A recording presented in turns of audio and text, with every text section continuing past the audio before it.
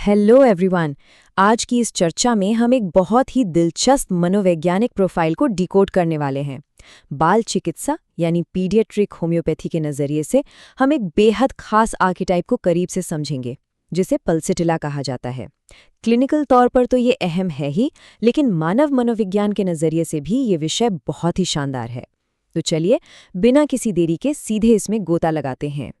अब जरा सोचिए, एक बच्चा डॉक्टर के वेटिंग रूम में बैठा है और उसने अभी तक एक लफ्ज भी नहीं बोला है।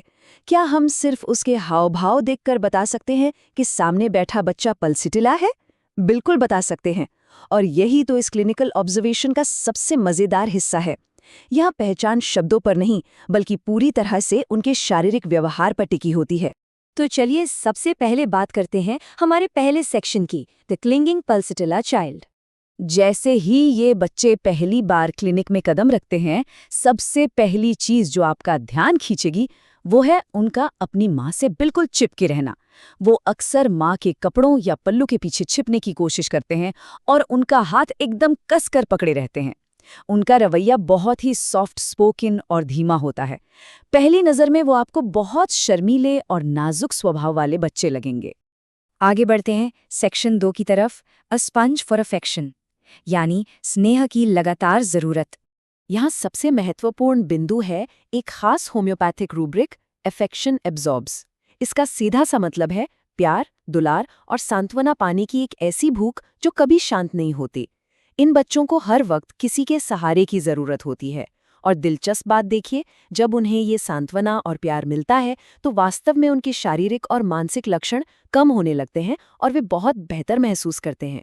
हमारे सोर्सेज इस बात को एक बहुत ही सटीक रूपक के जरिए समझाते हैं।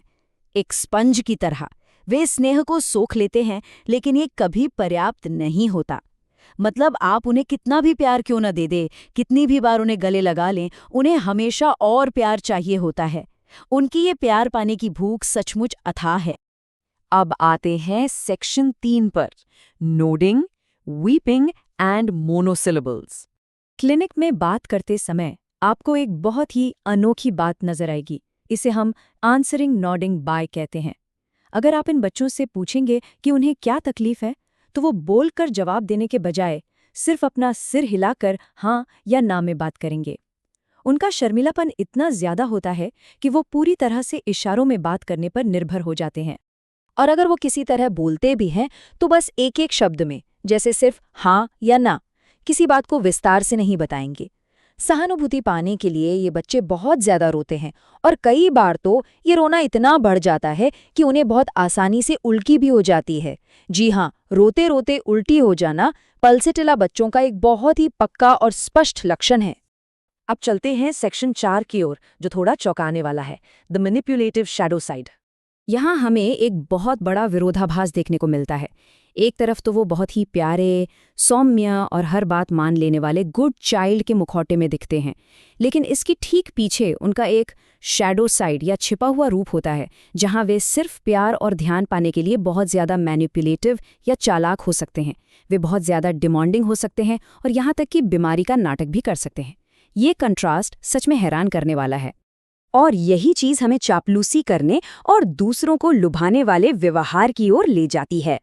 स्रोत सामग्री में एक बहुत ही कमाल का किस्सा है, जहां एक बच्ची अपनी टीचर या डॉक्टर के पास जाकर अचानक उनके कपड़ों की तारीफ करने लगती है। आपकी ड्रेस बहुत सुंदर लग रही है। ये कोई आम तारीफ नहीं है, बल्कि एक सोची समझी रणनीति होती है, ताकि सामने वाला खुश होकर उन पर अपना सारा प्यार और प्यार न्यौछावर कर दे। इसी से जुड़ा है बीमारी से चिपके रहने का विचार। पल्सिटिला आर्किटाइप कई बार सच में ठीक होना ही नहीं चाहता। कारण बहुत सीधा है, जब वे बीमार होते हैं तो हर कोई उन पर ध्यान देता है, उनका ख्याल रखता है। उनके अंदर एक गहरा डर बैठ जाता है कि अगर वे ठीक हो गए तो उन्हें मिलने वाला ये सारा एक्स्ट्रा दुलार और प्यार बंद हो जाएगा। आखिर में बात करते हैं सेक्शन 5 की, फिजिकल क्वर्क्स एंड कीनोट्स। अगर हम डॉक्ट्रिन ऑफ सिग्नेचर्स के नज़रिए से देखें तो पल्सिटिला का पौधा रेगिस्तान में बहुत कम पानी के सहारे जिंदा रहता है, और बिल्कुल इसी तरह इस दवा के रोगी को प्यास लगभग ना के बराबर लगती है। पौधे की प्रकृति और रोगी के लक्षण का ये कनेक्शन इस पूरे कॉन्सेप्ट को हमेशा के लिए दिमाग में छाप देता है। इस तस्वीर को पूरा करने वाले कुछ और मुख्य शारीरिक लक्षण भी हैं, जैसे कि बिल्कुल प्यास न लगना, और इनके लक्षण बहुत तेजी से बदलते रहते हैं। अभी दर्द यहाँ है तो थोड़ी देर में कहीं और। इन्हें गर्मी बिल्कुल बर्दाश्त नहीं होती और ठंडी खुली हवा में इन्हें सबसे ज्यादा आराम मिलता है। किसी भी तरह का स्राव या डिस्चार्ज अक्सर पीले हरे रंग का होता है। ये सभी लक्षण मिलकर पल्सेटिला की एक सटीक पहचान बनाते हैं। पीडियाट्रिक होम्योपैथ्स ने बीमार पड़ने का एक पूरा साइकिल ऑब्जर्व किया है। जब एक पल्सेटिला बच्चा बीमार पड़ने वाला होता है तो पहले चरण में रात में उन्हें नींद नहीं आती। फिर अगली सुबह तक वे कांपने लगते हैं और बहुत ज्यादा घबराहट में आ जाते हैं। और अंत में दोपहर में जाकर उन्हें असली बुखार आता है और वे रोना धोना शुरू करते हैं। यह साफ दिखाता है कि शारीरिक बुखार आने से बहुत पहले ही उनकी मानसिक बेचैनी शुरू हो जाती है। तो ये पूरा विश्लेषण हमें एक बहुत ही गहरे और सोचने पर मजबूर करने वाले सवाल पर लाकर खड़ा कर देता है। देखभाल की एक सच्ची जरूरत और प्यार पाने के लिए की गई सोची समझी चालाकी, इन दोनों के बीच की लकीर आखिर कहाँ खींची जाए। पल्सेटिला आर्केटाइप का ये दोहरापन, मासूमियत और मैनिपुलेशन का ये मिश्रण मानव मनोविज्ञान के बारे में हमें बहुत कुछ सोचने पर मजबूर कर देता है। आज के इस विश्लेषण में साथ जुड़ने के लिए आपका बहुत बहुत शुक्रिया।